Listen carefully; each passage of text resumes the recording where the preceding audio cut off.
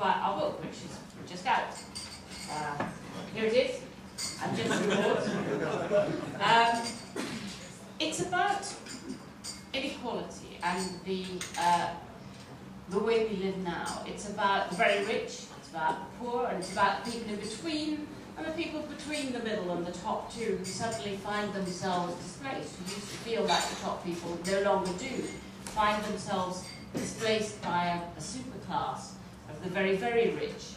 It's about a society that is being stretched, so it's not just about the extremes at the top and the bottom, but what happens in between when the social fabric begins to be stretched to tearing point. And the trouble with extreme inequality is not just that it's unfair or that it's immoral, but it's actually grossly dysfunctional. And not most people actually feel it. And wherever you stand on the political spectrum, almost everybody has some sense that enough is enough, wherever they might draw the line, and we might argue about where that line may be. But I think everybody has a sense of alarm at the feeling that the top disappears off the horizon, completely out of sight for most people, while the bottom gets left so far behind that they're also kind of out of sight for most people. And as the middle stretches, that causes all sorts of pains and difficulties. And already GDP per capita has really become a pretty meaningless measurement in this country and in any other country that's so unequal, and certainly in the United States as well. Because, of course, it all depends who you are, whether you felt any of that growth at all, or whether you felt a lot of it or none of it. And the latest, it was pretty shocking. It was pretty shocking to us. Within the last couple of months, the latest ONS figures, official figures, show that the middle, people on some median incomes, have seen very little growth indeed in the last few years. This is before credit crunch time. Whereas the bottom third has actually fallen back in income in the last 5 years.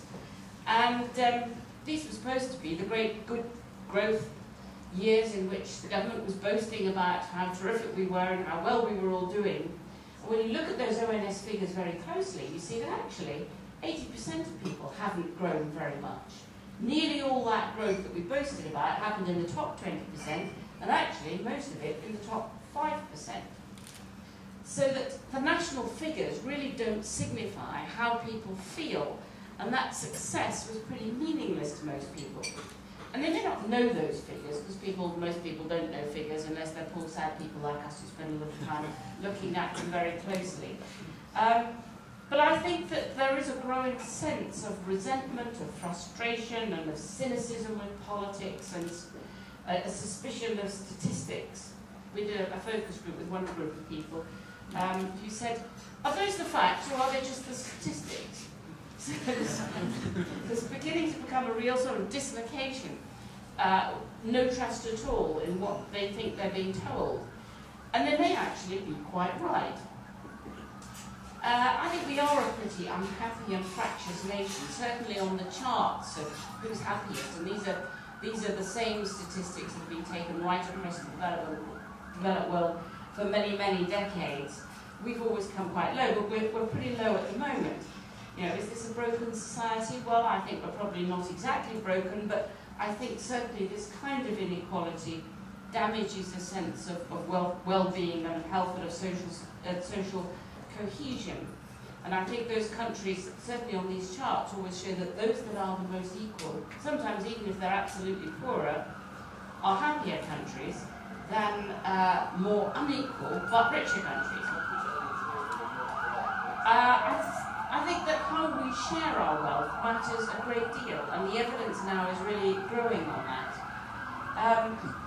And there isn't any good reason why our minimum wage should be so low that a care assistant, a teaching assistant, a dinner lady, a hospital cleaner can't earn enough to live on, that you actually have to be subsidised by the state with tax credits. If you've got children, you haven't got children, you don't get that subsidy. But it's below a living wage. And there isn't really any reason why that should be so. Meanwhile, those at the top have been paying themselves ever more absolutely astronomical sums, unchecked by any kind of mechanism, and they pay less tax proportionately than the low paid, and often a great deal less. I think that every party, and actually everyone you talk to individually, feels that all children should have the same chance. It doesn't happen, and it can't happen in a society that is as fundamentally unequal as we are.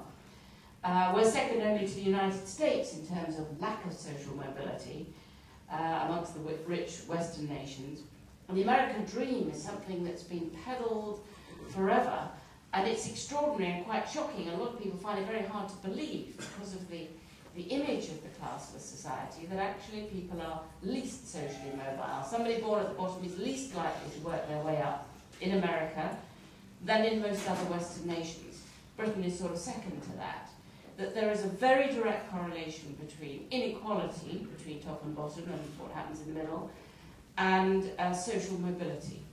And the only countries that have very much social mobility, a chance for every child to make it according to their own talents and determination, are the countries that are themselves the most equal, and those are the Nordic countries. It's, you know, Sweden, Denmark, Finland, and the two things go together. So you can't have equality of opportunity without a great measure of equality. If you think about it, if the ladder from bottom to top is very steep and hard to climb, not many will climb it.